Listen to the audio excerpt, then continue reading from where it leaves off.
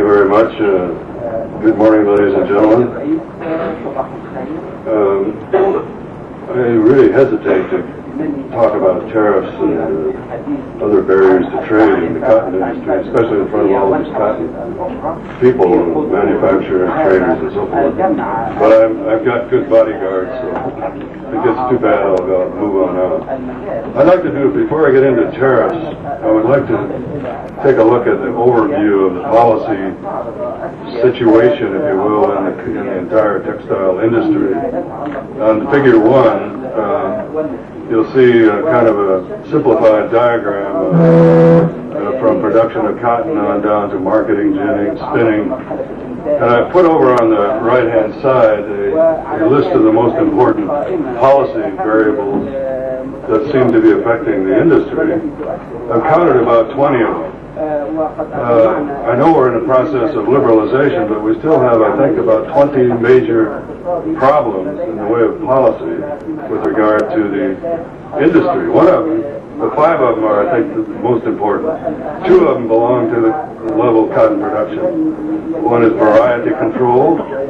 If you, just the idea of control, by the way, suggests that the farmer is not free to plant whatever type of cotton he feels is the most profitable. So there's a strict control on varieties. That's bound to distort the allocation of resources. It's bound to be a problem up the line for spinners and weavers. Then there are phytosanitary controls, which you must admit which have a place in the scheme of things here in Egypt. But my thesis here is that the phytosanitary controls are much too strict, given the level of scientific underpinning that they have. The effect of the phytosanitary control is to raise the price of cotton, to raise the price of raw material. Public sector ownership, well, not necessarily a bad thing. We've shown that public sector firms tend to be less efficient in the textile industry than the private sector. We still have a heavy public sector ownership in the spinning and then somewhat in the weaving end of it. Then there are price controls and ad hoc export bans. I'm not going to go into those, but they all affect the economy, the textile economy.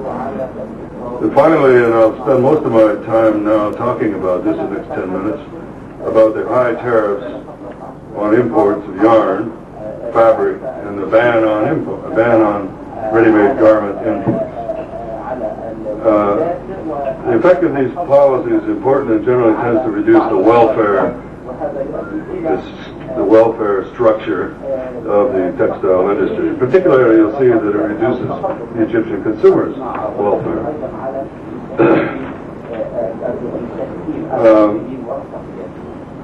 Okay, why don't we go on to table 1.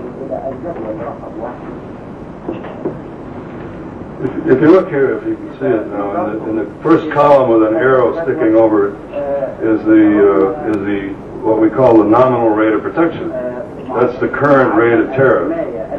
It's 5% on cotton, 27% on yarn, 54% on ready-made garments, and on fabric, and 68% on ready-made garments. That 68% is nominal because there's a ban on, so it's much higher than that. A ban will cause a much higher effective tariff than the nominal tariff. You'll notice that there's a cascade, and that's the big problem. There's a cascade in terms of 5%, 27%, 30%, and then 54%. The tariff rates rise as you get higher on the production scale. That causes something we call a high effective rate of protection, ERP, which you'll see over there in the second column with an arrow on it. The rate of protection for example, the rate of protection on yarn is 60%, according to this calculation. It's fabric, it's 100%, and 73% for ready-made garments. These are extremely high rates of protection. That is, Egypt's textile industry is locked in pretty tightly with a protective tariff regime. However, and we'll come to this again later on the last column, we've computed something we call the revealed ERP. That is the revealed or the actual effective rate of protection given differences in efficiency in the industry, given what we'll come to see to be the high rate of protection of cotton lint imports, the high real tariff on cotton imports. If you compute all these things together and get the market price, you see that this thing is turned upside down. That is, cotton is more protected than is yarn, than is fabric, than is the ready-made garments. In fact, according to the calculation, ready-made garments have a negative level of protection. It all zeroes back in on the cotton itself, and the cotton export, cotton tariff, cotton phytosanitary policies. In other words, the industry is not nearly as well protected. That's another way of looking at it, as you might expect by looking at the nominal rates of protection or the tariffs schedule.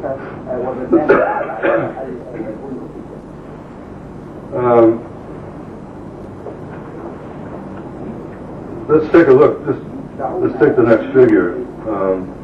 Just to remind ourselves, and all the economists here will recognize this from their Economics 101 textbook, but I would like to remind you of what a tariff does in general, everything else being equal, to the economy. If you raise the price by imposing a tariff from the world price to PT, you get certain effects on welfare. The consumer loses a lot. When you put a tariff on an import commodity, the consumer loses the whole area A, B, C, D. The producer gains the area A, the state, through taxes, gains D, but the whole economy loses B plus C. Unless there's some really important variation from this, the economy always loses something by putting a tariff on. That is in a macro sense. If this were a large economy and could affect the prices in the exporting country, then you may find a gain in welfare, but this is very rare. Egypt could be considered to be a small country with regard to the imports of cotton and yarn and so forth, so therefore you're probably losing welfare by having this tariff rate. Well, so imports drop, prices rise, consumers lose a lot, producers gain some, government revenues are increase, but the economy probably loses a significant amount of welfare by having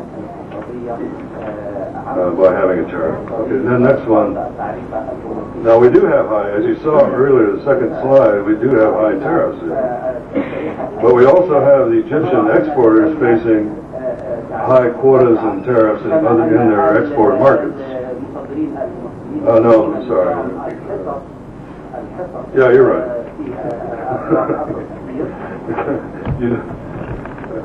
This is an attempt to measure the impact on prices of those tariffs, the prices in Egypt.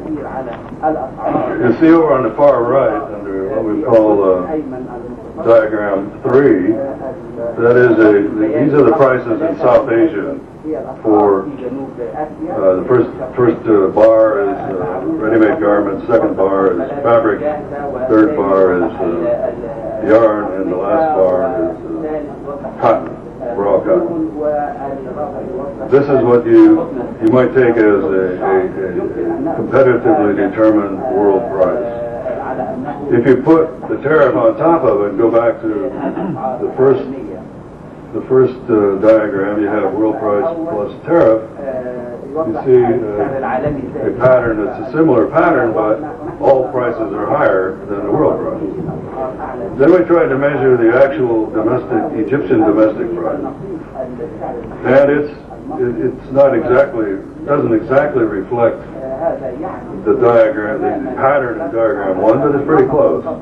Prices in Egypt are higher than the world price at each level of production. The only exception seems to be that the ready-made garments are not priced as high as you would expect given the high tariff or ban. That may be just a statistical difficulty in trying to measure the price of ready-made garments.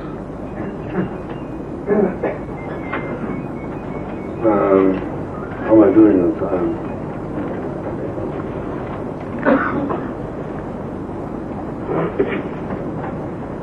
Now the next one, let's try to hurry through this. This is just another theoretical construct, but if you're trying to export to the U.S. market, you're facing a quota.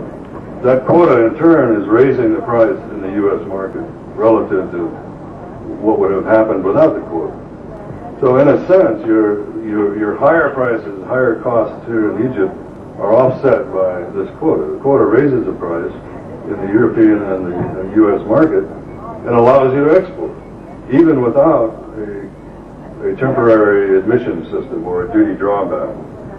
In other words, you can expect to export up to the quota at the inflated world prices because there is a quota. If there weren't a quota, you couldn't export anything as far as I can tell, because you couldn't export the quantities you do because your prices are too high. All right,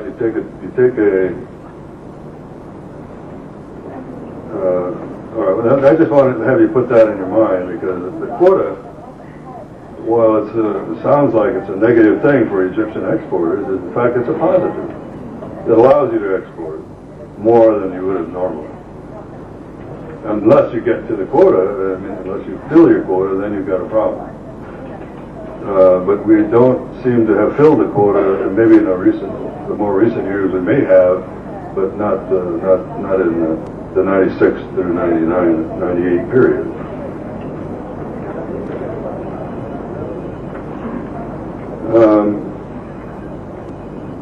Now let's take a look at something real. Get away from theory for a minute and take a look at what's happening in the Egyptian economy under Figure 5. This is only cotton yarn and fabric, production, exports, and imports. The line are exports. You see that exports are declining somewhat over the period in question. By the way, I didn't include ready-made garments in here because I couldn't get decent data on it, at least in a hurry. But so these are, as you might expect, the exports of the combination of policy issues, policy problems then that we see in the Egyptian economy has resulted in what you see here, a decline in exports. But worse yet, a decline in production. It's not seriously, precipitously declining, but you have, not only do you have a sleeping giant here, you really have a giant that's shrinking.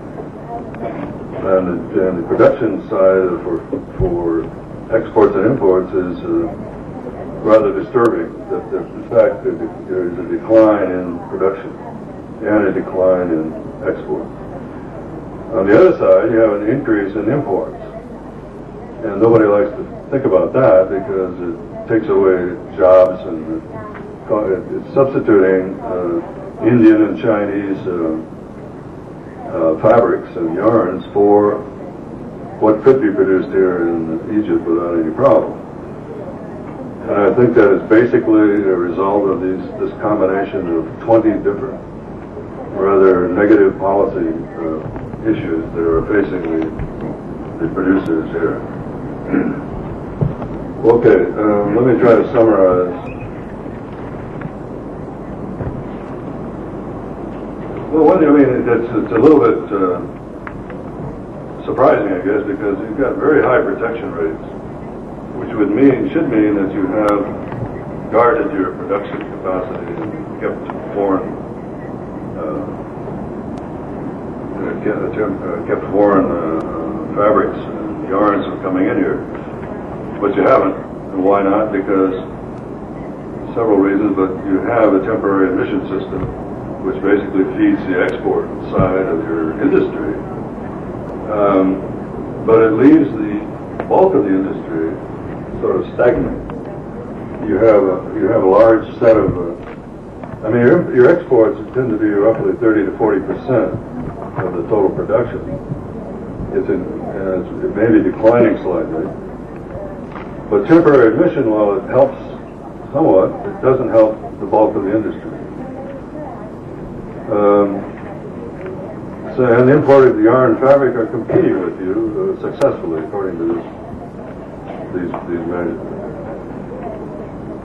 So why do you have exports? An economist would look at your tariff regime and say, no way you can export, except to have a temporary admission system for exports only, which you do. The quotas in the EU and the U.S. are helping. You have, by measures that I can find, you have an efficient weaving industry. But even there, even in the weaving industry, your production and exports are declining. Somewhere along the line you have product differentiation, you have the Egyptian logo, you have ways of identifying Egyptian products. That helps expand the export demand for your products. But as we saw, overall, there tends to be a decline. I think the main conclusion of this talk, and I hope I get some discussion of it, the main conclusion, it isn't bans on ready-made garments that are a problem. It's not the high tariff on fabric that's a problem. It's not the high tariff on yarn. It's the problem in cotton. It seems to me that phytosanitary controls and varietal controls are causing a real problem in this industry because, number one, you can't import the medium staple very easily, and number two, the farmer can't grow it. So you're missing the big demand expansion in Egypt in terms of cotton control on cotton itself.